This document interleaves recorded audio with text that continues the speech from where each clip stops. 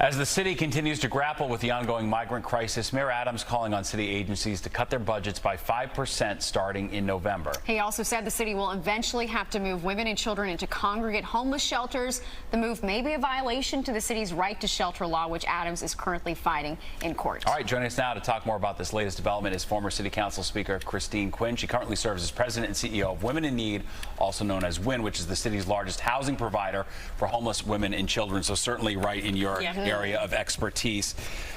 Where are we in this right now? It just seems to be going from bad to worse. The mayor made those comments last week saying this was going to destroy this city, which a lot of people really sort of thought was an odd way to describe it. It's certainly a challenge, but they found it jarring to see the mayor of New York City, no less, putting it in those terms. What did you think? Look, I'm sympathetic to the mayor because who could have seen this coming? You couldn't plan for this horrible behavior on the part of the governor of Texas, et cetera, et cetera. But we're New York.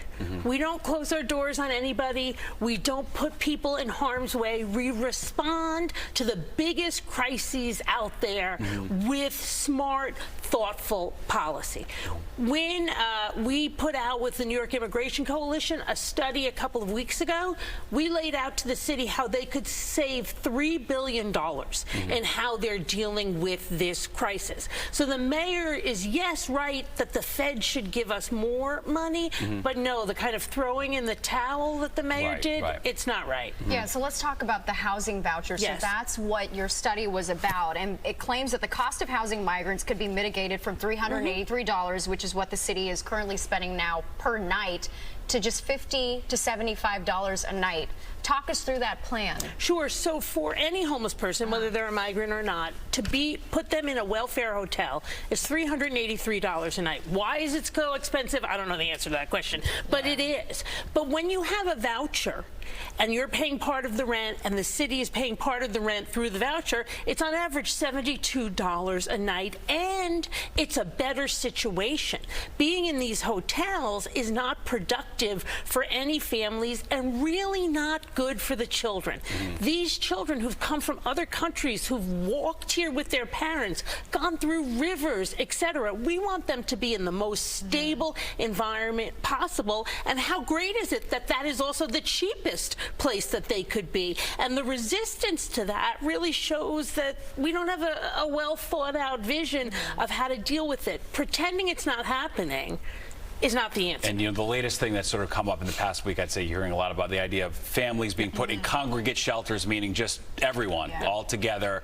That's not a great idea. It's a terrible idea. I mean, a congregate shelter is a big auditorium with loads of cots rolled out, and you're going to put little ones in that situation. We know from singles that often those situations are dangerous. It's inhumane, ineffective, and just outright wrong to think of doing that to families with children. Yeah, I mean, what do you make of the back and forth, the war of words between Hochul and Adams, even Homeland Security coming in and saying the city, criticizing the way the city is handling this crisis? And what do you make of this?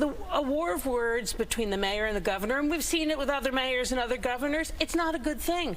New Yorkers don't want to see their leading elected officials fighting. They want to see them working together, in this case to put pressure on Washington. It doesn't help anyone, this one-upsmanship. Focus on the challenge, focus on what the state can do more of, the city can do more of, and how they together can get more out of the Biden administration. All right, Quinn, former City Council Speaker, we appreciate your perspective, and we do want to add that the mayor's office released a statement saying in part, no one wants asylum-seeking women and children in congregate shelters, but as we have said repeatedly, with more than 110,000 asylum seekers that have come through our care since the spring of 2022 and hundreds more arriving daily, we cannot continue to do work to solve a national crisis that the state and federal governments have refused to take meaningful action on. We're going to have to leave it there. Obviously, we could talk all day about this. All right.